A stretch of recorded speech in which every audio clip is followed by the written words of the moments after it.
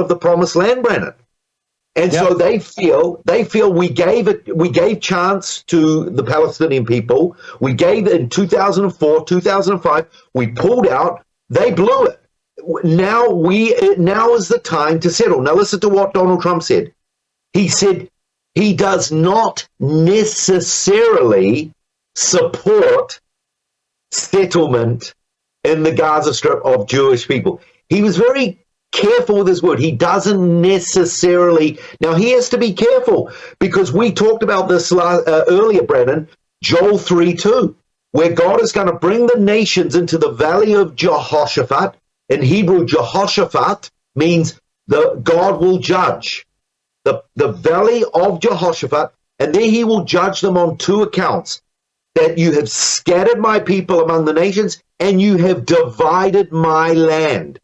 And I wonder if Donald Trump knows that verse. Someone's whispered that verse in his ear, so he doesn't want to be responsible or guilty for dividing the land. So he's saying, I am not necessarily in support of Jewish settlement. And America better stay away from that if we don't want the judgment of God. Because I believe there's a strong correlation. Genesis 12, I'll bless those who bless you, I'll curse those who curse you. That if we start pressuring Israel to divide our land, I think that can bring judgment on us, or God further removing his hand of protection. That's my personal belief on that. People can disagree and we can still be friends. But here's the other issue. We know what the ambassador to Israel, Mike Huckabee, he said, there will be no two-state solution under Donald Trump's administration. He has said that. He said that before President Trump was sworn in. He is on record, over his lifetime as an adult, saying the two-state solution will never work. It won't work. And I can't imagine, as you and I have discussed before, that Mike Huckabee would agree to take the job if he's going to be the guy to force a two-state solution that he, A, doesn't see working, and B, he knows the Bible. And I also know, by the way, there are Messianic Jews, which for those who maybe are new to the audience don't know what that means. That is a Jew who believes that Jesus is Messiah, because they have. Whereas some Jews are waiting on the Messiah, these are Jews like Aaron. Aaron's a Messianic Jew. Aaron believes Jesus is Messiah, and he's accepted him as his personal Lord and Savior. So he is what we would call a Messianic Jew. Well, I know for a fact there are at least one or two Messianic Jews working in the West Wing. I know that for a fact, because I know who they are. Yeah. Which means they may be telling President Trump or advising President Trump from this perspective, right? Not the secular Jewish perspective, but maybe an Orthodox or a Messianic Jewish perspective. They're saying, Mr. Trump, this is what we got to be worried about. Absolutely. In Trump's last administration, do you know the name Jay Sekulow? I think his name is Jay Sekulow. He's Jewish.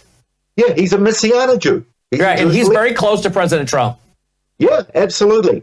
By the way, two things. Not only does America have to be careful to divide the land, but the other area that they have to be careful is to stop Jewish building and settlement in the Promised Land. And that's a different issue. And that's what he was touching on.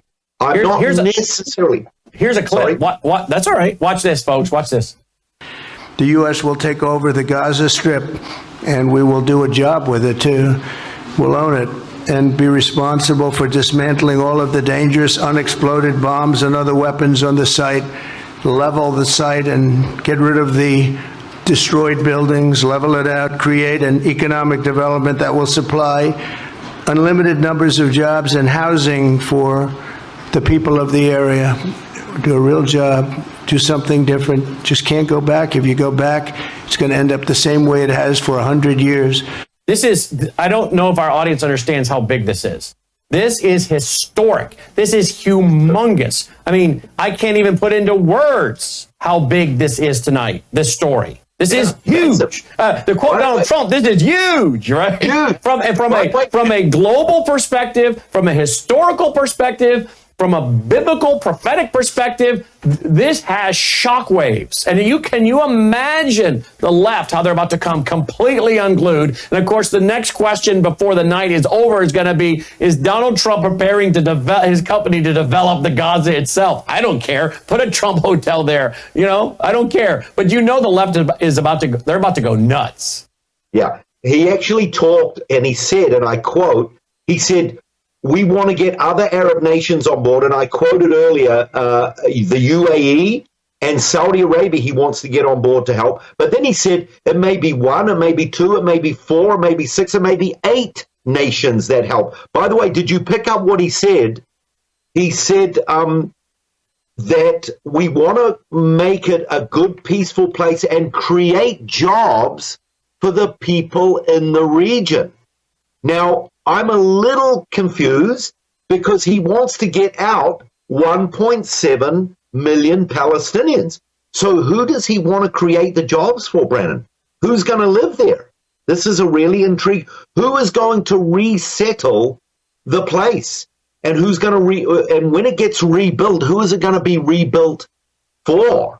These are big questions. We've been talking about this for 16 months. The day after, what is the day after going to look like? So he's talked about America moving in, rebuilding, probably with a number of wealthy Arab nations. But who, in the end, in the long term, who's going to live there, Brandon? This is a big question. He hasn't laid that card on the table yet.